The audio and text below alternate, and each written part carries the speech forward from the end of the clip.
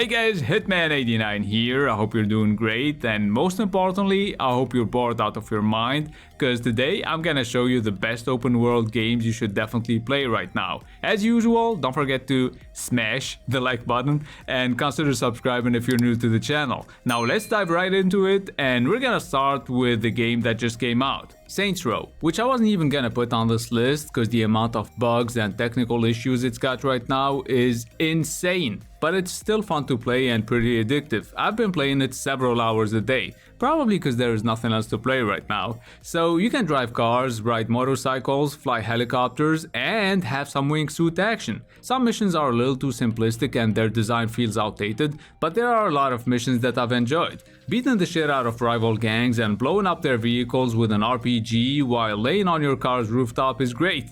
But this is one of those games you get for super cheap after the devs have had enough time to fix most issues. Now let's move on to the second game, which is less crazy but definitely more polished. Halo Infinite's open world is much more interesting than those corridor sections that all look alike, and in my opinion, the amazing AI and funny enemies are what makes Halo Infinite's gameplay so good. Plus, adding a grappling hook was a good idea, cause hijacking vehicles with it feels awesome. But visually speaking, it looks like an Xbox One game. There's nothing next-gen about it. Oh, and the campaign finally supports up to 4 players in online co-op. Split screen is gonna have to wait until 2023 though. Moving on to the third game on my list, and in case you didn't know, these lists are in no particular order, cause for me, Elden Ring is the best game this year. I remember when I was still 30 hours in, I thought I was looking at the whole map, which was already huge. But then I discovered the new region and the map expanded even more. By the way, I don't know if you guys remember this, but I told you as soon as I beat the game, I uninstalled it just so I don't start a new game plus, cause I knew I wouldn't be able to control my addiction. Well, at least that was the plan, cause I ended up reinstalling it a couple of weeks ago, and even though Journey 2 is easy as fuck, I came across NPCs and secret dungeons that I haven't seen during my first playthrough, and that's dope. So if you haven't played Elden Ring yet and you're about to start your journey, you should take your time and explore as much as you can before beating the game. The only con I can think of right now, aside from the shitty frame rate, is not having a life anymore. Oh, and possibly losing your job. And making your significant other feel not so significant anymore. But other than that, it's fine. Now I know games with zero hand-holding aren't meant for everyone, so if you'd rather play a game that basically tells you everything you need to know until it floods the screen with useless information, then Assassin's Creed Valhalla might be what you need. And I know it came out 2 years ago, but it's still receiving some pretty interesting updates that add more content and game modes for free. But even after all these updates, every time I played Valhalla, I had to come across a bug or two. That being said, if you like games where you have tons of playstyles to pick from, you'll love this one. You can make a ranged or a melee build, a berserker, an assassin, or maybe you could do what I did, which is a mix of everything. And you can even dual wield heavy weapons. The combat system isn't bad, but if you pick a stealthier approach, you'll quickly realize the AI sucks dick. So apart from raiding and pillaging monasteries and villages, you can explore Valhalla's humongous world and try solving mysteries. I mean, some of them are real, but you'll occasionally come across hilarious ones, like the guy who placed a corpse in front of a cave and was hiding somewhere pretending to be a ghost, asking people for donations so his soul could reach Valhalla.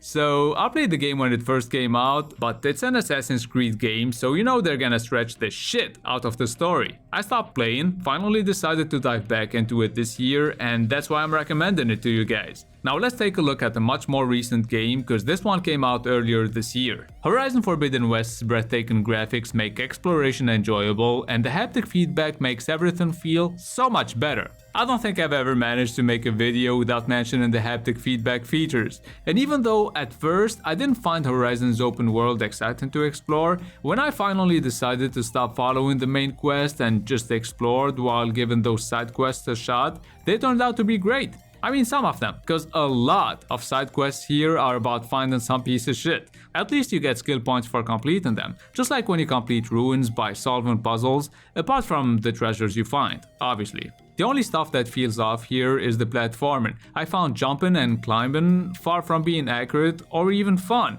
At least the game is pretty challenging, which in my opinion makes it more interesting. Needless to say, I got my shit pushed in big time.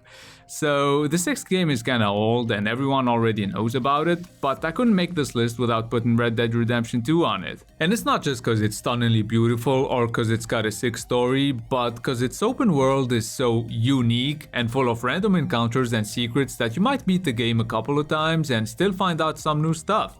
But this is probably the most slow-paced game you'll ever play. Not just because of the way it starts or how it only opens up when it makes sure you learned everything, but also in the animations and in the way your character moves. So what makes Red Dead Redemption 2 so memorable for me, apart from the gripping story, obviously, is the random encounters. I remember saving a guy, doing tons of other stuff, and then later on meeting him in a different town, and the guy told me I could buy anything I wanted from this nearby store just because I saved his life. So when playing this game, you could look for those NPCs, or if you're a sick fuck like me, you could be a serial killer and see how many people you could take down before the local authorities catch your ass.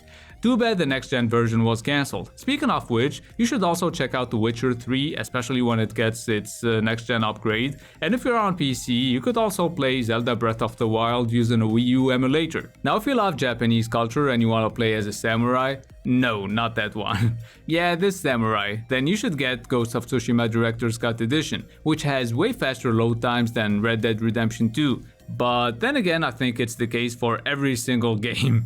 So Ghost of Tsushima gets rid of all the usual open world HUD elements to offer a completely different experience. One where you have to use the wind to guide you, and for side quests you'll have to follow birds and foxes. Honestly, it's refreshing. Oh, and gameplay wise, the combat is both challenging and extremely satisfying to play and even to look at. Next game I want to show you is Forza Horizon 5. And I know some of you are probably shocked to see a racing game on an open world list, but Forza Horizon is indeed an open world game, and a gorgeous one too. There is an incredible sense of freedom that you feel when driving through the fences and going wherever you want. There are classic cars hidden in barns, so you could try and find them, and you could also do some interesting stuff like driving around, or maybe... Well, it's a racing game, so we're just gonna be driving around or racing other people. What did you expect? Now let's just move on to the next game. Spider-Man Remastered just came out on PC, and I did my best to capture some footage, but my PC is so shit that I couldn't even hit 60 FPS on the lowest settings. So instead, let me show you some Miles Morales footage I captured on PS5. It's also really good, but it's short. You could probably beat it in less than 8 hours, so keep that in mind. Explore New York City either by swinging or just running around and taking pictures with pedestrians is awesome. So you could follow the main missions, or maybe do some free roam and fight crime and save innocent people. Or you could be like me and just keep on checking yourself out in those beautiful ray traced reflections while innocent people get beaten to death. Last but not least, well, this might actually be the least polished game on this list, after Saints Row of course. ELEX 2 is the Eurojank you need in your life if you miss those old school open world RPGs. It's got different biomes and traveling merchants that actually travel, so you can see them going from one town to another in real time on the map. Speaking of traveling merchants, you don't actually have to buy anything here. You can mine, hunt, craft, cook, and most importantly, you can explore the world on foot or with your jetpack, which is one of the best parts of ELEX 2. So the best items and weapons in the game can be found out there, you just have to look for them. By the way, there is a relationship system, so people may like you or hate you based on your actions and on the dialogue options you pick. And there is also a moral system, so if you're being a dick to people or if you kill harmless creatures, your destruction increases, which unlocks more dialogue options. But the combat sucks, the graphics are outdated, and the animations are straight up terrible. I like broken games, I guess. No, but for real, I'd rather play a broken open world game that tries to have tons of gameplay mechanics than a perfectly polished fucking pixel graphics game. There, I said it. And that's gonna be it for the best open world games you should play right now. Let me know if you think there are any games that should be on this list, but for some reason I forgot about them. And most importantly, let me know if you liked this video by hitting the like button, and if you're new to the channel and you want to see more recommendations of the best games to play per genre, then please subscribe. It's been Hitman89, see you guys very soon.